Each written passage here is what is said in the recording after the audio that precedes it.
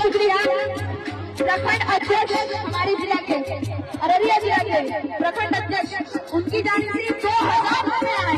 एक और जोरदार तालियां हो जाए। इसलिए कह रहे हैं क्या, मस्त आंखों की बात करते हैं, मस्त आंखों की बात करते हैं, मस्त आंखों की बात करते हैं, आंखों की बात करते हैं,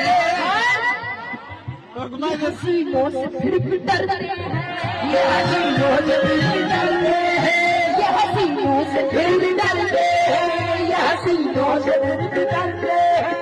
मैं तो अपने लिए संवरती हूँ, अपने लिए संवरती हूँ, मैं तो अपने लिए संवरती हूँ,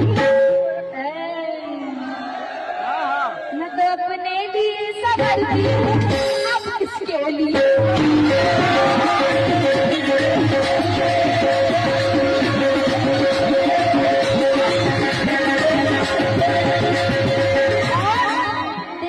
चांद जैसे टुकड़े को, चांद जैसे